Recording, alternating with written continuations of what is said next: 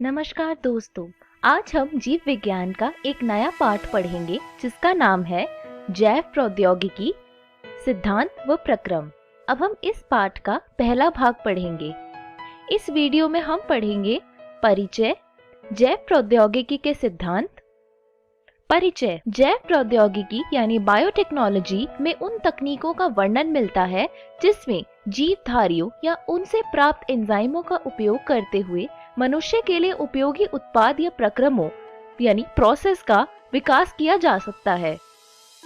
Double रोटी, शराब इत्यादि सभी सूक्ष्म जीवों द्वारा संपन्न प्रक्रमों से बनते हैं। यह भी एक प्रकार से जैव प्रौद्योगिकी के परिणाम है। वर्तमान समय में सीमित अर्थ में जैव प्रौद्योगिकी को देखा जाए तो इनमें वे प्रक्रम आते हैं जिनमें आनुवांशिकतः रूपांतरित यानी जेनेटिकली मॉडिफाइड जीवों का उपयोग उपर्युक्त पदार्थों को अधिक मात्रा में उत्पादन के लिए किया जाता है। आगे चलकर अनेक प्रक्रमों या तकनीकों का समावेश जैव प्रौद्योगिकी में किया गया। उदाहरणार्थ पात्रे निषेचन द्वारा परखनली शिशु का निर्माण, जीन का संश्लेषण एवं उपयोग, डीएनए टीका का निर्माण या दोषयुक्त जीन का सुधार, ये सभी जैव प्रौद्योगिकी के ही भाग है।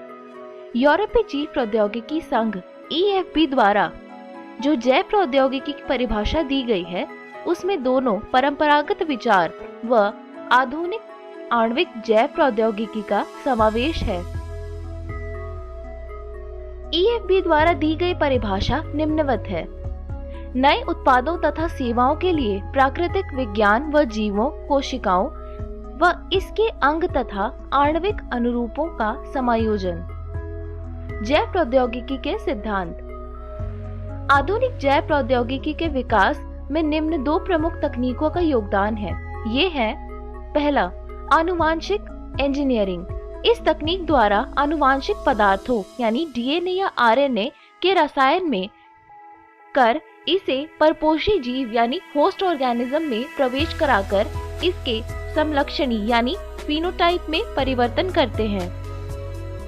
दूसरा, रासायनिक इंजीनियरिंग प्रक्रमों के रोगाणु रहित यानी सूक्ष्म जीव संदूषण रहित वातावरण बनाकर केवल वांछित सूक्ष्म जीवों या सुकेंद्रित की कोशिकाओं में वृद्धि कर अधिक मात्रा में जैव प्रौद्योगिकी उत्पादों जैसे प्रतिजैविकों, एंटीबायोटिक, टीके, एंजाइमों आदि का निर्माण किया जाता है।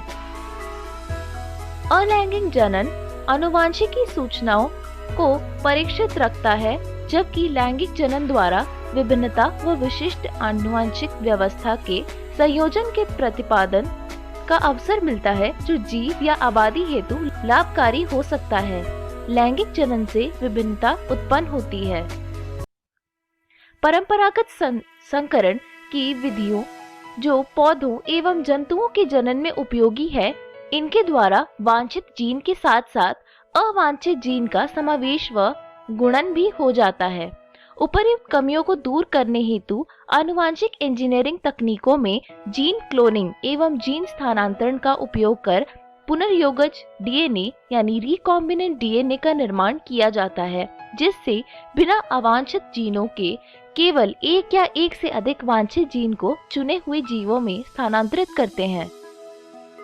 क्या आप जानते हैं कि विजातीय यानी एलियन जीवों में किसी प्रकार से स्थानांतरित किए हुए डीएनए खंड का क्या भविष्य है?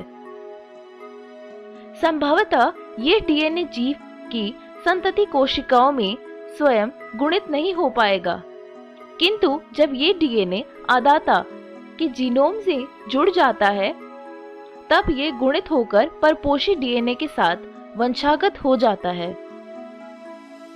यह विजेतीय डीएनए खंड गुणसूत्र के अंग जो हो जाता है, जिसमें प्रकृति करने की क्षमता होती है। एक गुणसूत्र में एक विशिष्ट डीएनए अनुक्रम होता है जिसे प्रतिकृतियन यानी रेप्लिकेशन का उत्पत्ति कहते हैं और जो प्रतिकृतियन के लिए उत्तरदायी है। किसी भी जीव में किसी विजातीय डीएनए खंड के गुणन हेतु इसे गुणसूत्र का अंग होना आवश्यक है, जिसमें एक विशिष्ट अनुक्रम मिलता है जिसे प्रतिकृति का मूल यानी ओरिजिन ऑफ रेप्लिकेशन कहते हैं। इस प्रकार एक विजातीय डीएनए प्रतिकृति के मूल से जुड़ा रहता है ताकि डीएनए का विजातीय खंड परपोषी जीव में स्वयं प्रतिकृति व गुणित हो सके। इसे क्लोनिंग भी कह सकते हैं या किसी टेम्पलेट डीएनए के समान गुणित संरचना का निर्माण कह सकते हैं। अब यह कृत्रिम पुनर्योजन डीएनए अणु के निर्माण के बारे में अध्ययन करेंगे। प्रथम पुनर्योजन डीएनए का निर्माण साल्मोनेला टाइफिम्यूरियम के सहज प्लाज्मिड, ये गोलाकार गुणसूत्र बाह्य डीएनए है जो स्वतः प्रतिकृति करता है, में प्रतिजैविक प्रतिरोधी कूटलेखन जीन के जुड़ने से हो सका था। स्टैनले कोहेन व हर्बर्ट बॉयर ने 1972 में उपर्युक्त कार्य प्लाज्मिड के डीएनए से टुकड़ा काटकर संपन्न किया, जिनमें प्रतिजैविक प्रतिरोध प्रदान करने के लिए जिम्मेदार जीन था। आणविक कैची कहे जाने वाले प्रतिबंधन एंजाइम्स यानी रिस्ट्रिक्शन एंजाइम की खोज से डीएनए का विशिष्ट जगहों पर काटना संभव हो सका। कटे हुए डीएनए का भाग प्लाज्मिड डीएनए से जोड़ा जाता है। ये प्लाज्मिड डीएनए संवाहक यानी वेक्टर की तरह कार्य करता है जो इससे जुड़े डीएनए को स्थानांतरित करता है।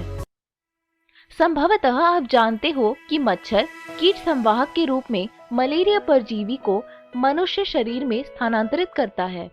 ठीक उसी तरह प्लाज्मिड को संवाहक रूप में प्रयोग कर विजातीय डीएनए के खंड को परपोषी जीव में पहुंचाया जाता है। प्रतिजैविक प्रतिरोधी जीन को संवाहक के साथ जोड़ने का एंजाइम डीएनए लाइगेज के द्वारा होता है, जो डीएनए अणु के कटे हुए भाग पर कार्य कर उसके किनारे में जोड़ने का काम करता है। इस संयोजन के पात्रे नए गोलाकार स्वतः प्रतिकृति करने वाले बनाने वाले डीएनए का निर्माण होता है, जिससे पुनर्योगज डीएनए कहते हैं। जब यह डीएनए एशेरिकिया कोलाई यानी ई कोलाई, एक जीवाणु जो साल्मोनेल से काफी मिलता जुलता है, में स्थानांतरित किया जाता है, तो ये नए परपोषी के डीएनए पॉलीमरेज एंजाइम का उपयोग कर उनके प्रतिकृतियां बना लेता है। प्रतिजैविक प्रतिरोधी जीन के प्रति ई कोलाई का गुणा ई कोलाई में प्रतिजैविक प्रतिरोधी जीन की क्लोनिंग कहलाता है। आप अनुमान लगा सकते हैं कि जीव के आनुवांशिक रूपांतर में मूलभूत 3 चरण हैं। पहला, वांछित जीन युक्त डीएनए की पहचान। दूसरा, चिन्हित डीएनए का परपोषी में स्थानांतरण। तीसरा, स्थानांतरित डीएनए को परपोषी में सुरक्षित रखना तथा उसकी संतति में स्थानांतरित करना। इस वीडियो में हमने सीखा परिचय और जैव प्रौद्योगिकी के सिद्धांत। अगले वीडियो में हम पढ़ेंगे पुनर्योगज डीएनए तकनीक के साधन, प्रतिबंधित एंजाइम। धन्यवाद।